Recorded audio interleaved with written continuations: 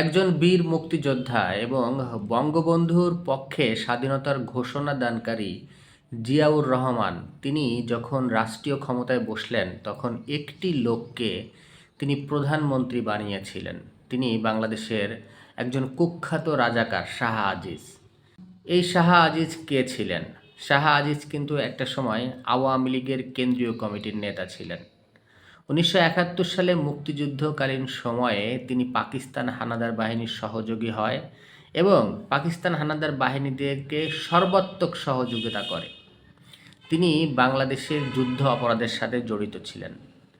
১৯৭১ সালে মহান মুক্তিযুদ্ধে দেশ স্বাধীনের পরে যখন এই সমস্ত দালাল রাজাকার যুদ্ধ অপরাধীদেরকে গ্রেপ্তার করা হয় তখন শাহ আজিজকেও গ্রেপ্তার করা হয়। শাহ আজিজ যখন জেলখানায় তখন বঙ্গবন্ধু শেখ মুজিবুর রহমান তিনি কিন্তু শাহ আজিজের পরিবারকে প্রতি মাসে ৭,০০০ টাকা দিতেন এবং তার পরিবার যাতে খুব সুন্দরভাবে চলাফেরা করতে পারে সেই জন্য রাষ্ট্রীয়ভাবে একটি গাড়ির ব্যবস্থা করে দিয়েছিলেন।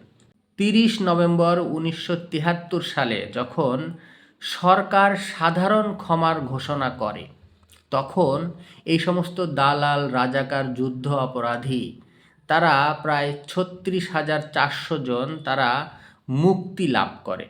তার সাথে শাহ আজিজও ছিলেন। ১৯ জানুয়ারি ১৯৭৫ সালে অস্ট্রেলিয়ার প্রধানমন্ত্রী ঘ হুইটলাম তিনি বাংলাদেশের সফরে এসেছিলেন। বাংলাদেশ সরকার কর্তৃক একটা নৈশভোজের আয়োজন করা হয়েছিল, যেখানে একজন বিশেষ অতিথি হিসেবে ওই শাহ আজিজকে রাষ্ট্রীয়ভাবে দাওয়াত দেওয়া হয়েছিল এবং সেই দাওয়াতের ব্যবস্থা করেছিলেন বঙ্গবন্ধু শেখ মুজিবুর রহমান। জাতির পিতা হিসেবে বঙ্গবন্ধু শেখ মুজিবুর রহমান সকল মানুষকে নিয়েই রাষ্ট্র পরিচালনা করতে চেয়েছিলেন। এজন্য সাধারণ ক্ষমা ঘোষণা করেছিলেন। বড় বড় রাজাকার যারা অতীতে ভুল করেছিল তাদের প্রতি তিনি দয়া দাক্ষিণ্য মহানুভবতা দেখিয়েছিলেন। কিন্তু বঙ্গবন্ধুর এই মহানুভবতা এই ভালোবাসাকে তারা দুর্বলতা হিসেবে দেখেছিল এবং শেষ পর্যন্ত সকলে মিলেই বঙ্গবন্ধুকে হত্যা করেছে। আওয়ামী লীগের যে সমস্ত কর্মীরা শাহ আজিজের প্রধানমন্ত্রী হওয়াকে কেন্দ্র করে সমালোচনা করেন তারা অন্তত শাহ আজিজের প্রতি যে বঙ্গবন্ধুর ভালোবাসা মহানুভবতা এবং তার পরিবারকে সহযোগিতা করার যে বিষয়টি সেই বিষয়গুলো অন্তত একটু জেনে নেবেন এই প্রত্যাশা করছি। সকলকে ধন্যবাদ।